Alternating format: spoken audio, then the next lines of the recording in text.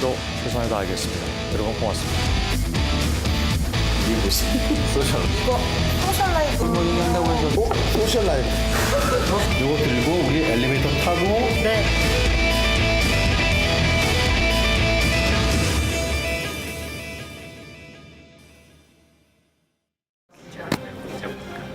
현지 시간 오늘 오전 1시쯤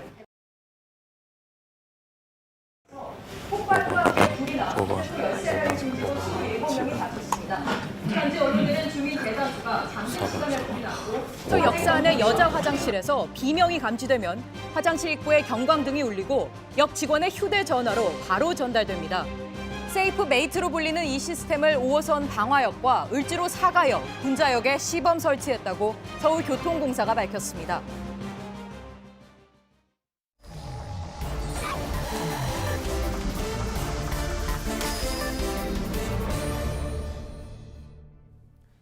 예, 금요일 비하인드 뉴스 정치부 안지연 기자가 나와 있습니다. 안 기자, 첫 번째 키워드부터 볼까요? 네, 첫 번째 키워드 하지 못한 말입니다. 이명박 전 대통령이 하지 못한 말을 이야기하는 거겠죠? 네, 그렇습니다. 어제 이명박 전 대통령 직접 손글씨로 쓴 글을 살펴보면 언젠가 할 말을 할 수 있으리라 이렇게 말을 했는데요. 예. 앞서 검찰 조사 때도 할 말은 많지만 말을 아끼겠다 이렇게 언급한 바 있었습니다. 이렇게 이 전 대통령은 할 말이 있다고 여운만 남겼지만 이 측근들은 강하게 여전히 정치 보복을 언급하고 있는 상황인데요. 먼저 이 전 대통령 자택 앞에서 어제 눈물을 훔쳤던 장제원 의원은 이 정치 보복이 다시 반복돼서 예. 안 된다 이렇게 언급을 했고요. 그러니까 이른바 정치 보복 프레임을 이렇게 만드는 그런 모습인 거군요. 그렇습니다. 또 홍준표 당대표도 오늘 페이스북에 글을 올렸는데요. 해당 글을 보시면 이 노무현 전 대통령 관련 검찰 수사는 깨끗한 정치를 만들어가는 과정이라고 이야기하면서 이명박 전 대통령 관련한 수사는 주군의 복수를 위해 적폐청산이라는 미명 아래 정치 보복이라는 말을 다시 한번 했습니다. 예. 그런데 일각에서는 이 전 대통령의 경우에는 현재 110억 원대 뇌물뿐만 아니라 18개의 혐의를 받고 있는데 이를 단순히 정치 보복이라 할 수 있느냐 이런 시각이 존재합니다. 예, 그렇겠군요. 자, 어찌 보면은 뭐 측근들이 이 전 대통령이 하지 못한 말을 뭐 대신 해준 뭐 그런 느낌이기도 한데, 자, 이 정치 보복이라는 프레임 또 정치 보복이라는 말 상당히 기시감이 있습니다. 사실 박근혜 전 대통령 구속될 때도 비슷한 이야기가 나왔었죠. 네, 맞습니다. 당시에는 친박 중심으로 이런 정치 보복이라는 목소리가 많았는데요. 예. 당시 혁신위원장도 같은 의견을 낸 바 있습니다. 이 의견은 직접 들어보시죠. 예.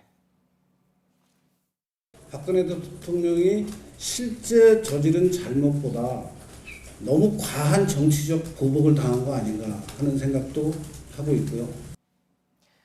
장제원 의원 이 전 대통령에 대해서는 정치 보복이라는 발언을 계속해서 하고 있는데요. 예. 당시에 혁신위원장의 발언을 비판하면서 예. 이렇게 극우 정당이 된다면 나 자신부터 청산되겠다 이렇게 정치 보복을 부인한 바 있었습니다. 예, 그러니까 이제 그 당시 박근혜 전 대통령이 이제 구속될 때 그 당시에는 잘못이 있는데도 이렇게 우리가 정치 보복만 강조를 하면은 극우 정당이나 다름없다. 뭐 그렇게 이야기를 했다는 거군요. 맞습니다. 예, 지금 입장이 상당히 바뀐 것 같고요. 알겠습니다. 다음 키워드 한번 볼까요? 네, 다음 키워드는 사과와 유감입니다. 예, 문재인 대통령이 베트남에서 유감 표명한 이야기군요. 네, 맞습니다. 이 베트남 참전 시 있었던 파병 부대의 민간인 학살에 대해서 이 사과해야 한다는 주장이 일부 시민단체 등에서 제기돼 왔고요. 예. 또 청와대 국민청원에도 이 올라와 있었는데요. 아, 국민청원까지 나왔습니까? 네, 그렇습니다. 예. 오늘 문재인 대통령이 이 베트남 주석을 만난 자리에서 유감을 표시한 겁니다.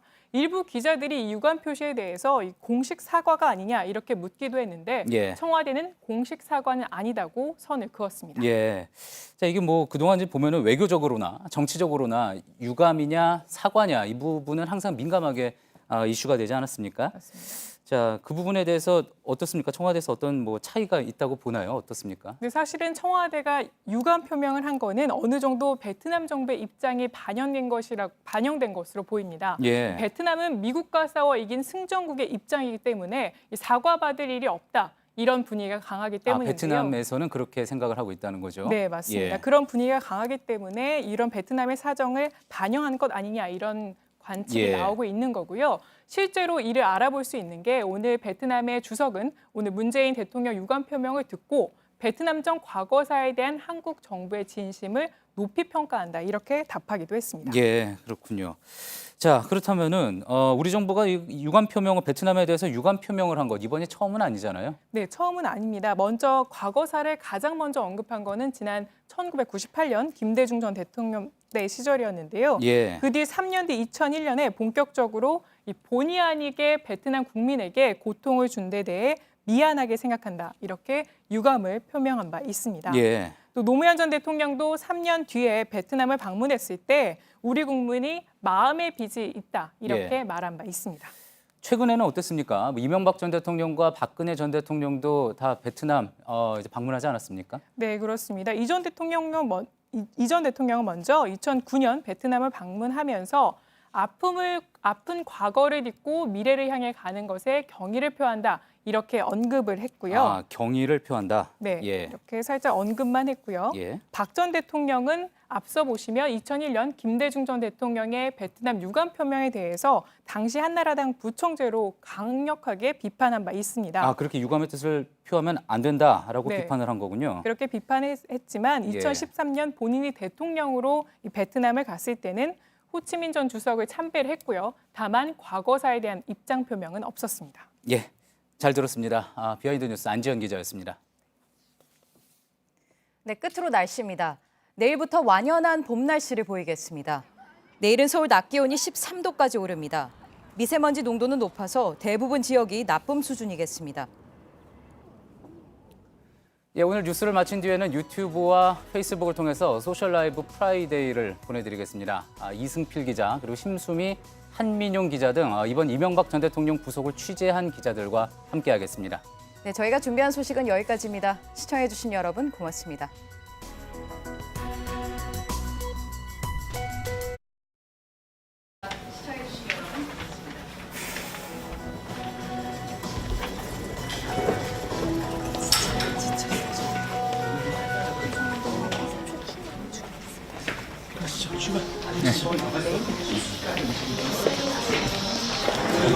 안녕하세요. 자, 여기다 넣을까요? 네. 마이크 가는 동안 마이크. 제 마이크 안 가져왔네요. 선배 마이크 찾으세요. 찾구나. 내가 마이크다. 아, 네네네. 네. 저희 의자를. 네네. 쓰셔가지고. 안녕하세요. 저희는 법조팀에 있는, 네.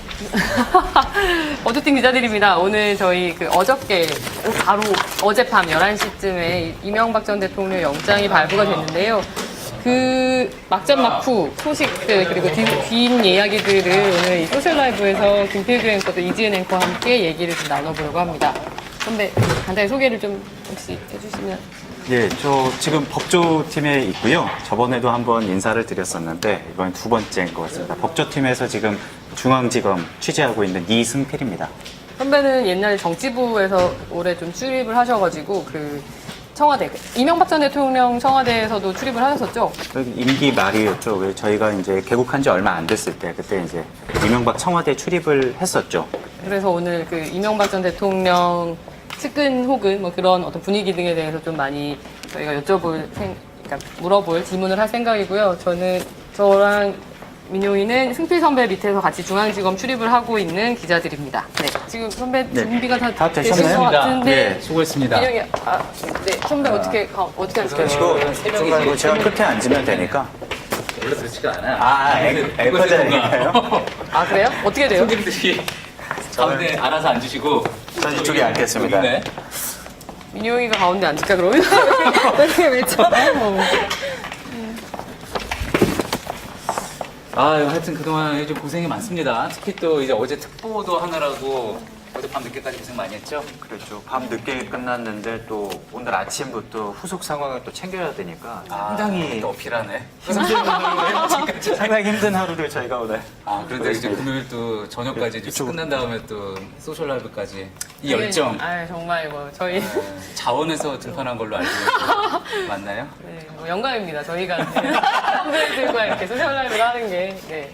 예, 오늘 원래 또 이제 일정상으로는 다른 거 잡아놓은 게 사실은 있었었는데 워낙에 또 이명박 전 대통령의 또 구속이라는 너무나 큰 또 사건이 있고 그러니까 법조팀 기자들이 많이 고생을 하고 있음에도 불구하고 또 이렇게 또 하게 됐고 법조팀에는 이제 저거잖아요. 검찰팀이 있고 또 법원 쪽 팀이 또 따로 있고 근데 여기는 이제 다 검찰 쪽. 검찰. 그렇죠. 네. 또 누가 있죠? 지금 강현석 선배가 반장을 하고 있고요. 예. 그 밑에 저희 밑에 이제 임지수 기자, 박민규 기자가 검사를 다 이제 범 취재를 하고 있고 예. 법원팀에는 김선미 기자, 김나한 기자, 김필준 기자 이렇게 셋이 법원을 담당하고 있습니다. 그리고 이제 대검과 헌재 또 이렇게 막 전 분야를 이제 그 이지혜 기자가 하고 있죠. 예. 네. 빠진 사람 없지? 네. 팀장 오희석 팀장. 오희석 팀장이 있고요. 네. 빠졌다. 이제 기소가 되면은 좀 그쪽이 바빠지겠죠? 근데 기소가 이제 그쵸 다음 달 초로 좀 예상이 되는데요. 예. 근데 검찰 수사가 아직 많이 남아 있어요. 지금 이 110억대 뇌물수수, 맞아요. 350억대 횡령 말고도 좀 미처 영장에 담지 못한 부분들이 뭐가 있죠? 매용 기자? 일단 이번에 드러났었는데 아직 윗선 수사가 되지 않아서 못 넣었던 게 대표적으로는 그 민간인 불법 사찰 그쵸. 인과금용으로 썼다는 5천만 원, 국정원 특수활동비 5천만 원, 그리고 장다사로 예. 전 기획관이 받았다는 그 10억 원. 예. 이 두 가지 부분은 일단 윗선 수사가 되지 않아서 아직 영장에는 적용을 하지 않았는데요. 이제 이명박 전 대통령에 대한 조사가 좀 이뤄지면서 이 부분이 풀리면 그 부분 역시 또 추가로 적용이 될 것으로 보고 있습니다. 야, 그래서 한숨은 돌릴 것 같은데 여전히 예. 법조팀이 좀 계속 바쁠 것 같아요. 사실 다음 주 월요일부터는 또다시 왜냐하면 이게 구속이 되고 난 다음에 최장으로 연장할 수 있는 게 20일 정도거든요. 일단 예. 구속 기간이 10일 그리고 한 번 더 청구해서 법원이 받아들이면 또 추가 10일이니까 아마 검찰에서는 이 20일 꽉 채워가지고 수사를 무조건 하겠다라고 생각을 하고 있지 않을까 싶어요. 그래서 한 20일 동안은 뭐 저희도 검찰도 뭐 최선을 다해야 하는 시간이지 않을까. 그 기간 동안에 또 검찰 취재 기자들끼리도 많은 경쟁이 또 있고 많이 바쁜 시간을 또 보내게 되겠네요. 네.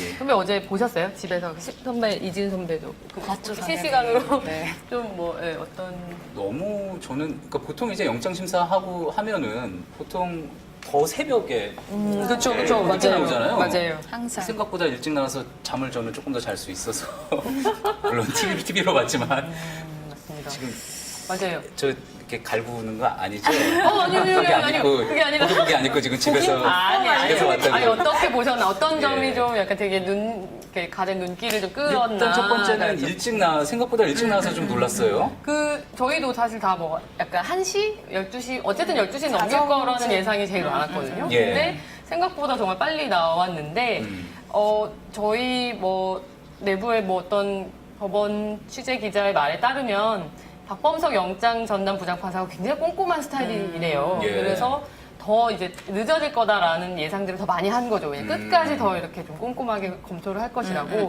근데 11시에 나왔다는 것 자체는 사실 좀 어느 정도 이게 좀 영장에 너무 담긴 내용들이 좀 명백하지 않았나라는 좀 얘기도 있었습니다. 그리고 사실 보통 법원이 그렇게 그 영장 발부, 기각 사유를 그렇게 디테일하게 풀을 하지 않는데요. 이번에 좀 약간 특이한 문장들이 좀 있었죠. 네, 제가 원래 이 검찰 출입하기 전에 한 1년 넘게 법원을 출입을 했었는데 원래는 그 영장 발부 사유나 기각 사유가 한 두 문장 정도가 나와요. 그래서 예. 저희도 특보 준비하기 전에 이제 발부됐을 상황을 가정해서 써놨을 때 대표적인 게 범죄 혐의가 소명이 되고 도주나 예. 증거인멸의 우려가 있다. 또 맞아요. 요게 네. 딱인데 어제 그쵸. 같은 경우에는 그 범죄 많은 부분에 소명이 있다고 판단했고 또 그 외에 이제 도주의 증거인멸 피의자의 지위를 네. 고려했을 때 뭐 이런 네, 표현들이 사회 있었단 말이죠. 중대성. 네. 그건 이제 전직 대통령이라는 어떤 영향력 이런 것들을 다 감안을 했다는 얘기인데, 예. 그러니까 이제 현재 있는 중요 참고인들이나 증거인멸 우려 이런 부분들이 굉장히 더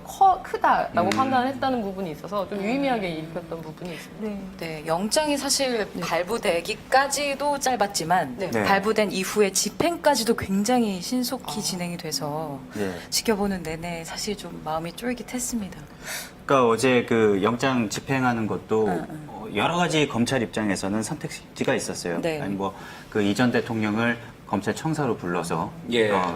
유치를 하고 있다가 그 다음에 이제 집행이 되면 발부가 되면 집행할까 뭐 아니면은 자택에서 보통은 그렇게 할까 되는 여러 가지가 경우가 있는데 많았죠. 예. 그런데 이제 이 전 대통령을 다시 서초동으로 부를 경우에는 또 그 전직 대통령 예우에 따라서 경호 등 여러 가지 문제가 있었거든요. 네. 그러면 이제 그게 뭐 이 전 대통령의 입장을 고려한 게 아니라 예. 또 국민들의 또 불편으로 이어질 수 있으니까 그런 부분에 대해서는 자택에서 머물고 있다가 바로 데리러 가서 이제 집행하는 것으로 이제 결론을 내렸죠. 근데 사실 더 얘기하실 근데 것 게다가 같습니다. 이렇게 해가지고 청사로 왔을 때 만약에 이 전 대통령이 나 그냥 집으로 돌아가고 싶다 하면은 잡아놓을 근거는 없는 거거든요. 영장 예. 기간 동안. 그러니까 차라리 그럴 바에는 자택에 있는 게 경호 문제나 이런 모든 걸 해결할 수 있는 방안이 아니었을까. 그래서 좀 실익을 많이 따졌던 것 같아요. 선배. 예.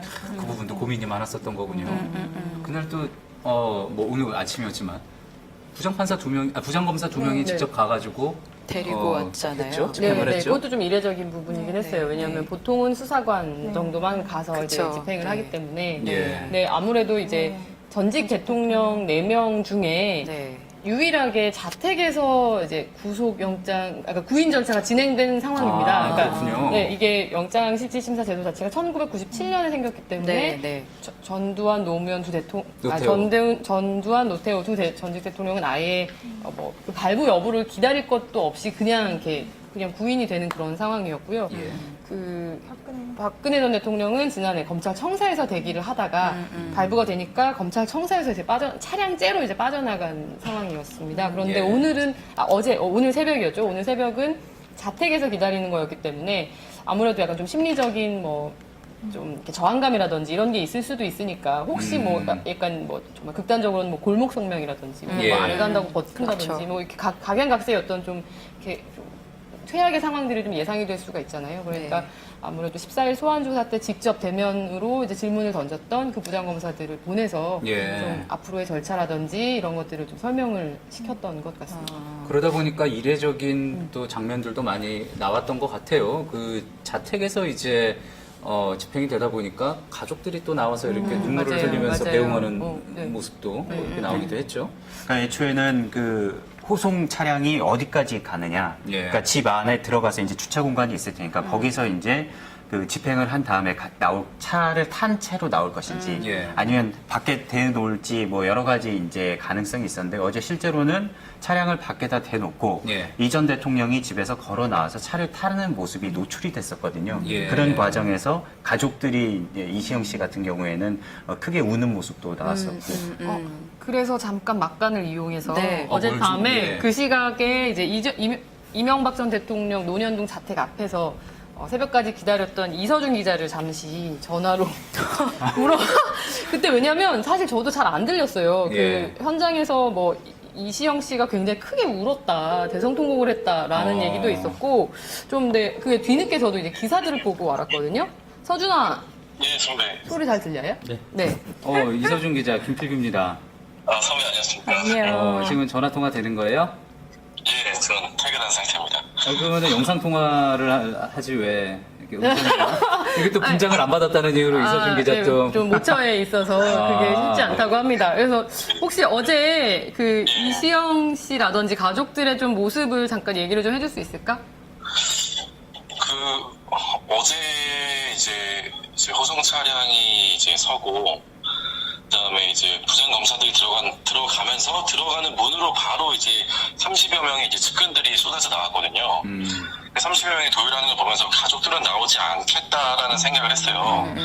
왜냐면 저희가 이제 인근 건물 옥상에서 촬영을 했을 때 이제 그 내부 상황이 생각보다 좀 잘 보였었는데 우는 모습이 누군가가 우는 모습이 포착되기도 했고 누구 딸 혹은 여성분으로 추정되는?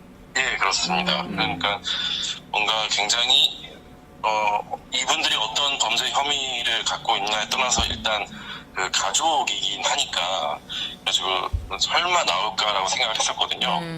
근데 이제 이 전 대통령과 함께 이제 그 이시영 씨와 그다음에 이제 딸들이 같이 나왔죠. 근데 이제 이시영 씨가 특히 더 이제 엉엉 우는 것 같아요. 아주 취재 기자들 사이에서도 이시영이 온다 막 이런 얘기들이 계속해서 나왔었거든요. 좀 대성 통곡을 했다 뭐 이런 보도도 있었고 좀 뭐 안으면서 뭐 이시영 씨에게 뭐라고 얘기했다 뭐 이렇게 언급을 이전 대통령이 뭐라고 언급을 했다 이런 보도도 있던데 혹시 그런 것까지 다 귀에 들렸나요?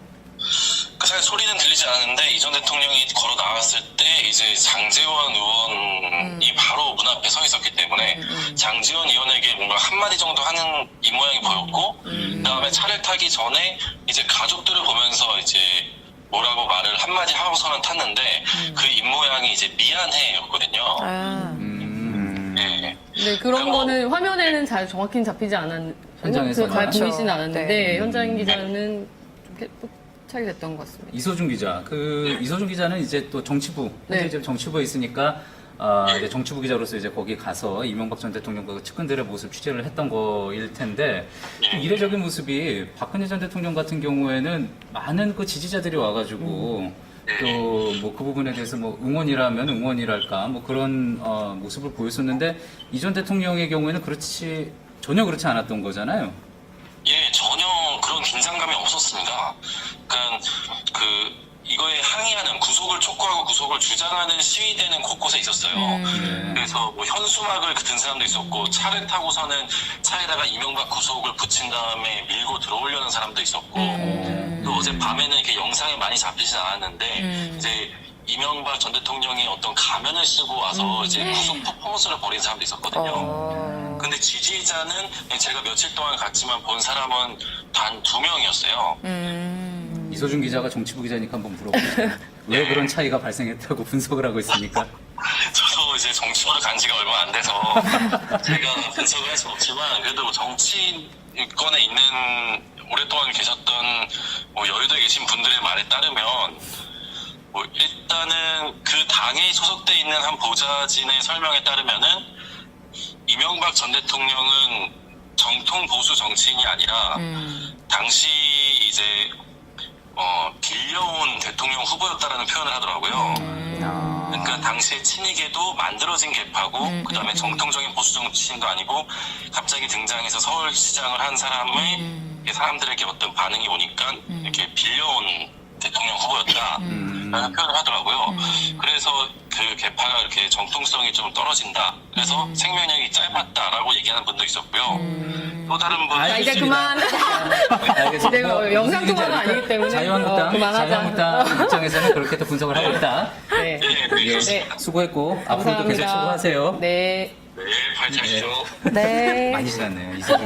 이소준 기자가 또 욕심 있어가지고 계속 말을 이렇게. 짧게 한마디만 시키려고 그랬는데 정말 네, 그렇게 됐네요. 예. 근데 정말 사실 동부구치소도 마찬가지고 동부구치소 앞에서도 그 차량 지나갈 때 혹시 보셨나요? 계란 오늘 영상 보니까 맞아요. 계란도 네, 던졌고. 계란이 던져졌고 근데 그 차량이 아까 이승필 기자 얘기 들어보니까 그러니까 이명박 전 대통령 측 차량이 아니라 검찰 측 차량이었던 거죠. 그렇죠. 왜냐하면 제공하는 왜냐하면 구속영장이 발부된 그 순간부터 신체 자유가 제한이 되는 그 이제 법무부의 그 교정 당국의 그 관리 하에 들어가기 때문에 신병이 넘어가는 거죠. 네. 지난해 박 전 대통령도 마찬가지였는데요.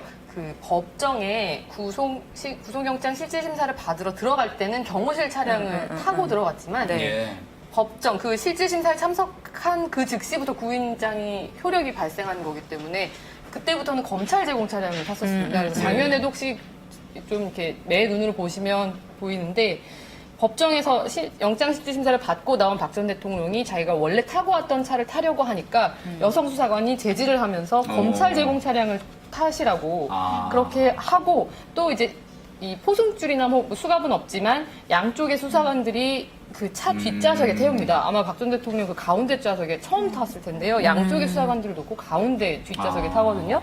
이번에 이 전 대통령도 마찬가지로 영장을 들고 간 그 부장검사를 따라서 차를 타는데 그 당시에 양쪽에는 부장검사가 아니라 수사관이었다고 해요. 어제 K9 승용차, 어제 이렇게 방송에서는 저희가 이런 브랜드를 말씀드리지만 어제 K9 차량 승용차 뒤에 타고 동부구치소로 향했던 것이죠. 뭐 예우 차원에서 뭐 그래도 국내 브랜드 중에서는 상당히 또 좋은 차량이 좋은 차량이었습니다. 왜냐하면 지난해 박 전 대통령은 K7으로 알려져 있거든요. 그렇습니까? 네, 약간 좀 나는 세븐으로 네. 들었어요. 예. 하여튼 나이는 아니었던 것으로. 하여튼 급이 조금 더 낮았던 건데 뭐 그 정확한 그 차이의 특별한 원인은 이유? 취재되지 않았습니다. 네. 어떤 차량이지 않을까? 너무 뒷이야기라서. 그러면 지금 구치소에 들어간 이 시점부터 예우는 어떻게 되는 건가요? 그러니까 그 전직 대통령 예우에 관한 법률이 규정이 돼 있어요. 그래서 대법원에서 금고 이상의 형이 확정되기 전까지는 네. 경호 경비를 제외한 나머지 예우가 다 사라지게 됩니다. 그런데 지금은 이제 구속 단계이기 때문에 아직 형이 확정된 건 아니어서 전직 대통령에 대한 예우는 계속 살아 있어요. 대신에 이 지금 신병이 지금 그 경호처에서 경호를 하다가 지금 교정당국의 개호를 받는 상황으로 바뀌었기 때문에 경호는 이제 받지 않게 되는 거죠. 예. 네. 또 관심이 있었던 게 뭐 앞서 이제 이승필 기자가 저희 뉴스룸에서 보도하기도 했지만 한민영 기자한테 한번 좀 물어볼게요. 716번 수감번호 말씀이시죠? 수감번호. 네. 이승필 기자가 잘 알고 있나요? 네. 왜냐면 이승필 선배가 그 오늘 구치소 제가 상황을 담당을 좀 해서 네. 그 번호가 그래서 당첨된 거예요? 그게 어떻게 되냐면 이제 구치소마다 본인들의 이제 번호를 풀로 이렇게 가지고 있습니다. 몇 번부터 몇 번까지 그걸 얘기를 하진 않는데 그래서 이제 그 카테고리가 크게 4가지로 있어요. 여성 기결수, 여성 미결수, 남성 기결수, 남성 미결수. 기결 미결은 이제 형이 확정됐는지 아닌지 이런 건데 어찌됐든지 간에 뭐 예를 들어서 1번부터 1000번까지 구치소가 번호를 가지고 있으면 그 4가지 카테고리에 따라서 1번부터 250번까지 누구 이렇게 해놓거든요. 그런데 이제 어제 이명박 전 대통령이 오늘 새벽이죠. 0시 20분에 이제 입소를 해서 입소 절차를 밟는데 인적사항도 적고 컴퓨터에 뭐 하면서 이제 남성 형이 확정되기 전에 미결수 이렇게 딱 치면은 그 번호 그 바운더리 안에서 무작위로 컴퓨터 번호가 딱 뜬다고 합니다. 그래서 결정된 게 716번이라고 하더라고요. 그런데 이제 그 716번이란 게 어떤 의미냐면 입소를 하게 되면 이름을 부르지 않아요. 7번, 16번 뭐 이런 식으로 부르게 되니까 이제 그 7번, 16번이 이제 이 전 대통령 계속 공식적으로 가는 아무리 거죠. 전 대통령이라고 하더라도 그렇게 된다는 거군요. 네. 박근혜 전 대통령 같은 경우에는 503번. 네. 503번이었던 거고 아마 마찬가지였으면 특별한 그러니까 번호의 의미가 또 해석이 될까봐 일부러 그렇게 또 컴퓨터로 이제 배정을 했다. 네. 얘기를 뭐 한 순차적으로 거겠군요. 되는 것도 아니고 무작위로. 그 서울구치소가 있고 동부구치소가 있는데 동부구치소로 가게 된 이유가 따로 있을까요? 민용 기자가 한번 설명을 해보죠. 제가 오늘 너무 말을 안 한다는 지적이 있어서 그게 원래 서울구치소 같은 경우에는 김백준 전 기획관이나 다른 공범 관계에 있는 다른 피의자들이 지금 수감이 돼 있는 네, 상태거든요. 그렇죠. 근데 앞서 박근혜 전 대통령과 최순실 씨 관계를 놓고 봤을 때도 둘이 이제 공범 관계에 있기 때문에 떨어뜨려 놨었어요. 지금 최순실 씨가 동부에 있죠. 동부에 있고요. 예. 네, 박근혜 전 대통령이 서울구치소에 있는데 마찬가지로 앞서 구속 수감돼 있는 지금 김백준 전 기획관 등이 서울구치소에 있기 때문에 좀 떨어뜨려서 동부구치소로 이제 이 전 대통령을 수감시킨 것으로 보고 있습니다. 아마 시설은 새로 지어진 거잖아요. 상대적으로 지난해 동부구치소가. 9월 문을 열었었거든요. 예, 저도 수서 쪽 그 고속도로인가요? 동부간선도로인가요? 네. 타고 가다가로 보는데 많은 분들이 아마 보셨을 거예요. 네. 동부구치소라고 있는데 굉장히 새로운 건물이 있고 저희 이 디지털 팀의 한 기자는 자기가 살고 있는 아파트보다 더 깨끗해 보인다는 그런 이야기를 어지간한 검찰청사 같이 생겼더라고요. 저도 예. 깜짝 놀랐어요. 그래서 구치소가 저렇게 좋은 데 있어도 되나? 좋은 시설이어도 되나? 뭐 이런 논란도 그때 당시에 있었죠. 예. 앞으로 이제 그 구치소 방문 조사가 아마 다음 주부터 좀 본격적으로 될 것 같은데요. 어떻게 좀 전망을 좀 하는지. 아무래도 그때 박근혜 전 대통령 때와 마찬가지로 그때 당시 수사를 했던 이번에 또 영장 집행하러 갔던 송경호 특수 2부장 검사랑 신봉수 첨단범죄수사 1부장 검사 두 분이 직접 가서 또 조사를 계속 이어갈 것으로 보이는데요. 박근혜 전 대통령 같은 경우에는 조사를 거부를 해서 조사 그렇죠. 대부분 되지 않았는데 이명박 전 대통령 측은 이제 검찰에 따르면 그렇게 비협조적인 관계 상황은 아니다. 일단 검찰도 지금 아직은 이전 대통령에 대해서 뭐 접견을 제한한다거나 어떠한 제한 조치도 취하지 않고 있거든요. 최순실 씨 같은 경우에는 변호인 외에는 아무도 만나지 못하게 해달라라고 법원에 벌써 5번이나 요청해서 최순실 씨 같은 경우는 딱 변호인이랑만 만날 수 있고 뭐 책이나 이런 걸 전혀 받아볼 수 없이 딱 말 그대로 딱 갇혀있는 그 상황이 유지가 돼 있는데 이전 대통령 같은 경우에는 그런 아무런 제재도 가하고 있지 않고 현재로서는 뭐 검찰 조사를 받을 것으로 검찰은 좀 보고 있는 상황입니다. 그래서 아마 다음 주쯤에는 이 검찰 조사가 시작이 되고 구속돼 있는 한 20일 동안 한 번에 그치는 게 아니라 한 몇 번 정도는 더 이전 대통령에 대한 직접 조사가 이루어지지 않을까 이렇게 저희는 좀 전망하고 있습니다. 근데 아까 강훈 변호사가 접견하고 나와서 조금 약간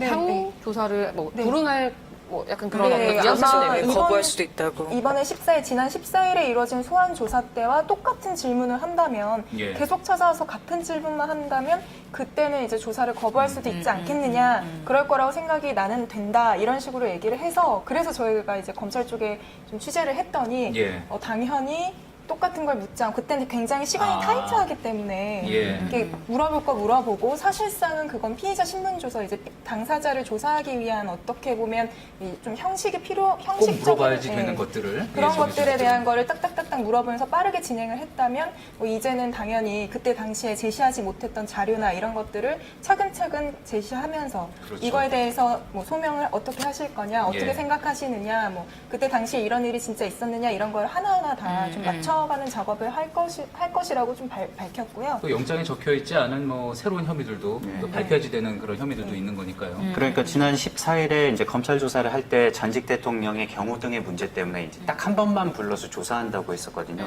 그렇기 때문에 모든 혐의 조사된 내용에 대해서 다 묻지를 못했어요. 그래서 남아있는 부분이 있으니까 이번에 방문 조사를 하게 되면 뭐 꼭 그렇게 한다는 게 아니라 어차피 시간이 부족해서라도 새로운 질문을 하는 상황이 될 것 같습니다.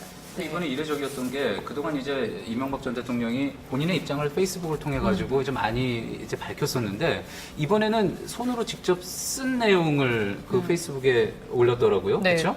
지금 이 내용이죠. 이걸 좀 같이 갖고 왔는데요. 사실 저는 가장 눈에 띈 대목은 이거였습니다. 그 오늘날 국민 눈높이에 비춰보면 미흡한 부분이 없지 않았다.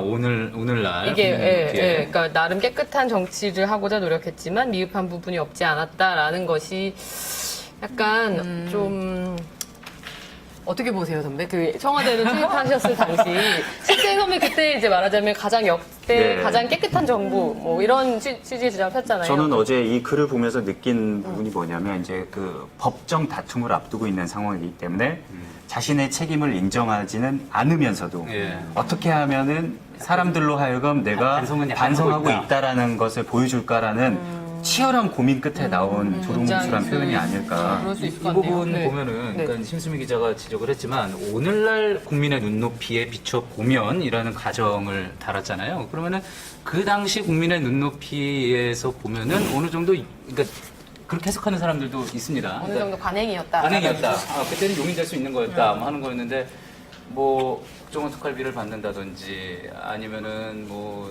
그런 비자금 문제라든지 어떻습니까? 그 당시에 청와대를 출입했었던 이승필 기자로 봤을 때 오늘날의 2011년의 그 당시 기준으로 국민의 봤을 눈높이 때 많이 달라졌나요? 근데 이거 국민의 눈높이의 문제가 아니라 뭐 법적으로 처벌이 가능하지 않은가의 맞습니다. 문제인 것 같은데 좀 약간 해서 일각에서는 좀 비겁한 변명이지 않나라는 지적이 나오는 것도 그런 이유라는 생각을 좀 했거든요. 저는 사실 저렇게 억울한 취지로 쭉 적고 맨 끝에 3월 21일 이명박 돼 있잖아요. 22일이 구속되는 날인데 진작에 어느 정도 예견을 했다라고 읽히는 밖에 볼 수 없는 부분이죠. 네, 맞습니다. 그리고 사실은 영장실질심사에 출석하지 않겠다라는 그 입장을 명확히 했을 때 이미 어느 정도 구속을 불가피하다고 받아들인 것이 아니냐라는 분석이 좀 나오긴 나왔었어요. 근데 좀 의문인 것은 근데 이렇게 얘기를 했으면 왜 뭐 구인장을 가지고 발부 여부를 두고 뭐 약간 법원하고 검찰의 양측에 좀 다른 의견서를 냈는지 그건 뭔가 이전 대통령이 어떤 뜻이 있었는지 혹은 변호인단에 정말 혼선이 빚어진 것인지는 모르겠습니다만 어쨌든 참 씁쓸한 그렇습니다. 그러게요. 네. 네. 숨길 수 없는 부분이었습니다. 이야기를 이렇게 계속 나누다 보니 어느덧 시간이 거의 다 벌써 됐죠? 시간이 다 네. 됐네요. 이미 시간이 지났는데. 벌써요? 아, 지났어요? 다 네. 지났어요? 아, 그러면 뭐, 네. 하지만 제가 지금 뭐 이야기를 하느라 네. 이제 휴대전화 지금 보지는 못했는데 네. 많은 분들이 혹시 또 궁금해하는 부분도 뭐, 있고 하고 싶은 질문이, 부분. 네, 네. 예. 아, 그래요? 제가 못 봤네? 네. 아니 그냥 읽어주세요. 네, 읽어주세요. 질문이 뭐예요? 질문이 일단 기본적으로 잠을 몇 시간씩 주무시나요? 뭐 그런 아. 질문이 있고요. 그 예우 관련해서 국민묘지 안장 자격이 박탈되나요? 뭐 이런 질문도 있었고요. 그 국립묘지 안장 부분이 이제 전직 대통령에 대한 예우인데 맞아요. 네. 아직은 그 자격을 예우를 박탈당한 상황이 아닙니다. 아까도 말씀드린 것처럼 그렇죠. 대통령직에서 파면이 되거나 박근혜 전 대통령처럼 탄핵이 돼서 파면이 되거나 금고 이상의 형이 확정이 돼야 이제 그때 해당 사항이거든요. 그래서 아직 이 단계에서는 지금 그 유무에 대해서는 단언해서 말할 수는 없는 상황이죠. 그러니까 확정이 된다는 거는 1심에서 받는 것만으로 된 게 아니라 대법원까지 대법원까지 가서 갔을 때 예, 확정되면 금고 이상의 형이 금고형 확정이 이상, 되면 네. 그때 그런 국립묘지 안장 같은 전직 대통령에 대한 예우가 다 못 박탈이 받는 된다. 거다. 예. 네, 알겠습니다. 하나만 더. 어제 뉴스특보가, JTBC 뉴스특보가 네이버 속보보다 빨랐던 이유가 궁금하다라는 질문이 있었습니다. 저희. 아 그렇습니까? 네네.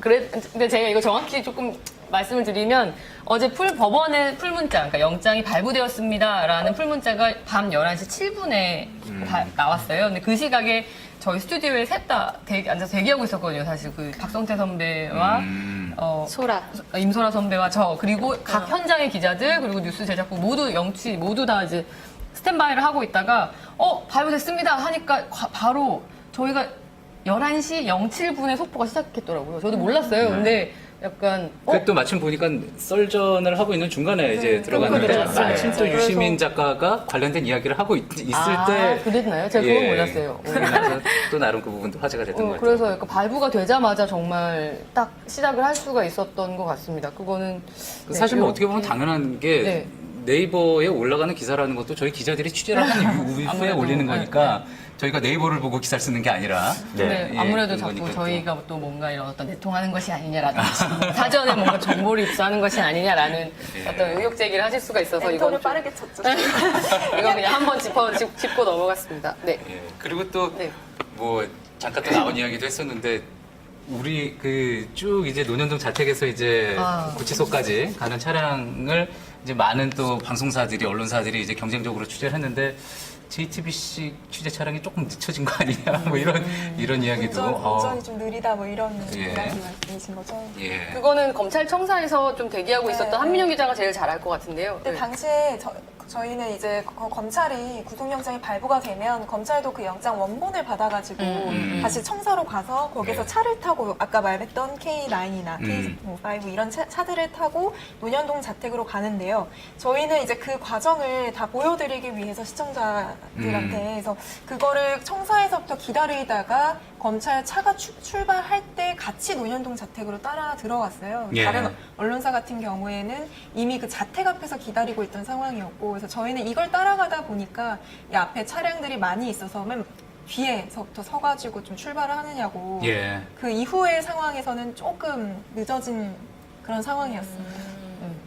사실 저도 스튜디오에서 보면서 저희 화면을 보면서 그냥 언론사 차량이 많구나 라고 생각을 무리하게 따라잡으려면 뭐 할 수 있었겠지만 사실 또 굉장히 그 상황에서 위험하죠. 또 가장 중요한 거니까요. 굉장히 위험하죠. 잡아놨기 때문에 엄청 이렇게 얘기를 하고 싶었는데 안 해가지고 근데 또 약간 그 부장검사 두 분이 탄 차량은 좀 뒤쳐져서 천천히 갔다고 해요. 그래서 그 부장검사들이 그 구치소에서 내리는 장면은 또 저희만 단독으로 포착을 할 수가 있었어요. 그렇군요. 이제 진짜 맞춰야 될 것 같습니다. 알겠습니다. 어차피 뭐 기소가 된 이후에도 뭐 계속 바쁠 거라 그러고 앞으로도 계속 바쁠 거라고 하니까 또 한 번 와요. 그럼요. 그래야 될 것 같아요. 알겠습니다. 미처 못 나눈 이야기들 그리고 앞으로 이제 계속 전개되는 내용들도 그동안 계속 이제 콕 집어가지고 소셜 라이브에서 듣고 싶습니다 해가지고 또 글 남겨주시면은 메시지 주시고 하시면은 저희가 이 시간에 또 물어보도록 하겠습니다. 사실 개인적인 부분도 잠 몇 시간 자냐고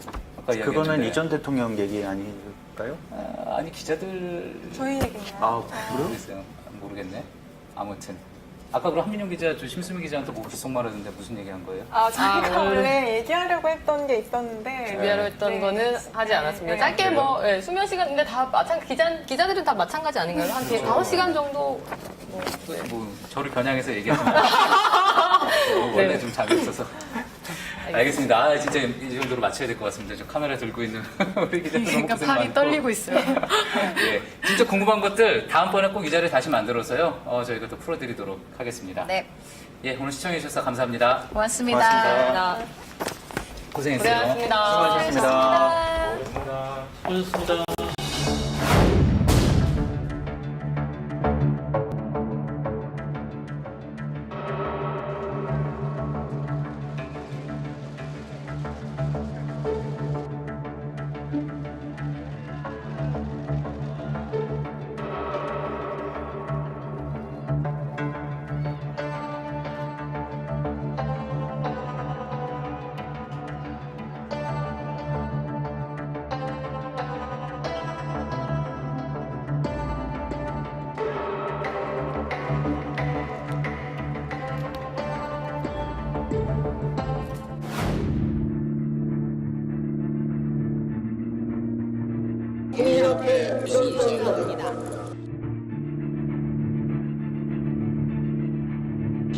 대통령으로 모시는 우리 정치 풍토에 맞는 민주주의를 이 땅에 붙잡아 진정한 복지 사회를 이루가며 정의로운 사회를 구현하고 앞으로 나 자신과 내 주변의 부정과 부패를 스스로 용납치 않을 것이며 모든 공직자의 부정 회도 계속 적결해 나감으로써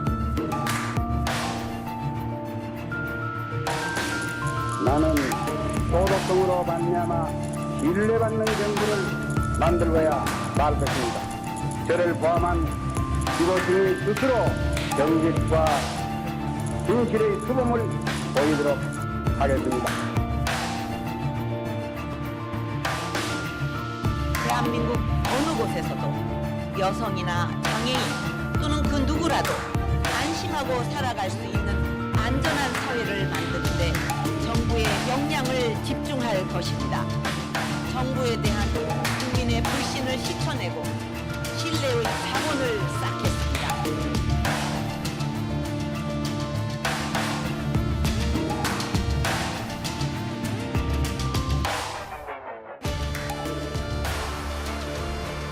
투명하고 공정하게 경영하는 기업들이 존경받고 일하고 일자리를 만드는 기업 사랑받아야 가난해도 희망 있는 나라, 넘어져도 다시 일설 수 있는 나라, 땀 흘려 노력하는 국민은 누구에게나 성공의 기회가 보장되는 나라, 그런 나라를 만들고자